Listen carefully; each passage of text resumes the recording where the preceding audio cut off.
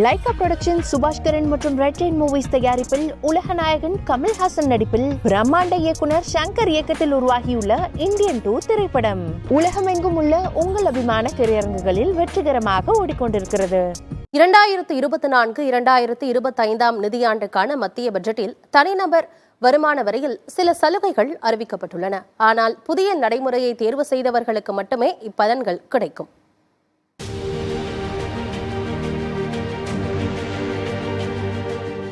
புதிய வரி முறையில் வருமான வரி கணக்கு தாக்கல் செய்பவர்களுக்கு மத்திய பட்ஜெட்டில் சில மாற்றங்கள் அறிவிக்கப்பட்டுள்ளன. அதன்படி ஏற்கனவே உள்ளது போல ஆண்டுக்கு 3 லட்சம் ரூபாய் வரை வருமானம் ஈட்டுவோருக்கு வரி இல்லை. 5% வரி பிரிவில் வருமானத்தின் அளவு 1 லட்சம் ரூபாய் அதிகரிக்கப்பட்டுள்ளது. அதாவது 3 லட்சம் முதல் 6 லட்சம் ரூபாய் வரை 5% வரி என்றிருந்ததை 3 முதல் 7 லட்சம் ரூபாய் வரை என மாற்றம் செய்யப்பட்டுள்ளது. 10% வரி பிரிவில் வருமானத்தின் அளவு முன்பு 6 முதல் 9 லட்சம் ரூபாயாக இருந்த நிலையில் தற்போது 7 முதல் 10 லட்சம் ரூபாய் என அறிவிக்கப்பட்டிருந்தது.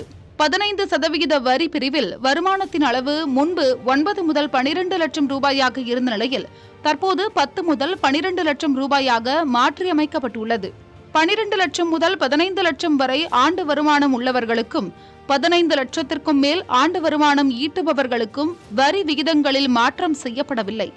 அதே நேரம் புதிய வரி முறையில் ஸ்டாண்டர்ட் டிடக்ஷன் எனப்படும் நிலையான கழிவை 50,000 ரூபாயிலிருந்து 75,000 ரூபாயாக உயர்த்தி அறிவிக்கப்பட்டுள்ளது. இந்த மாற்றங்களால் புதிய வரி முறையில் வருமான வரி கணக்கு தாக்கல் செய்பவர்களுக்கு வரி செலுத்துவதில் 17,500 ரூபாய் வரை மிச்சப்படும் என மத்திய நிதியமைச்சர் நிர்மலா சீதாராமன் பட்ஜெட் உரையில் தெரிவித்தார்.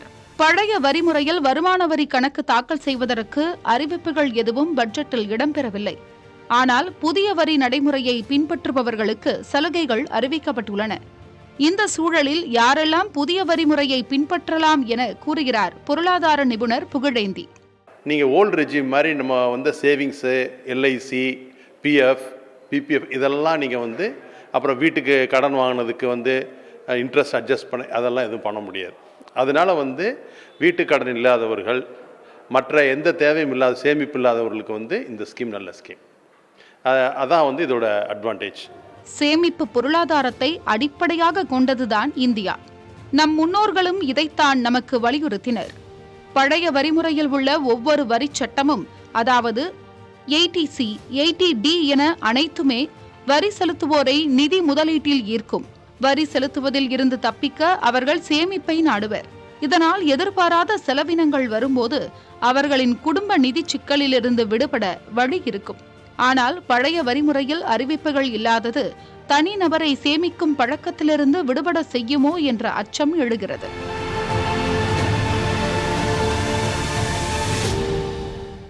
லைகா புரொடக்ஷன் சுபாஷ்கரன் மற்றும் ரெட் ரெயின் மூவிஸ் தயாரிப்பில் உலக நாயகன் கமல்ஹாசன் நடிப்பில் பிரம்மாண்ட இயக்குனர் சங்கர் இயக்கத்தில் உருவாகியுள்ள இந்தியன் 2 திரைப்படம் உலகமெங்கும் உள்ள உங்கள் அபிமான திரையரங்குகளில் வெற்றிகரமாக ஓடிக்கொண்டிருக்கிறது.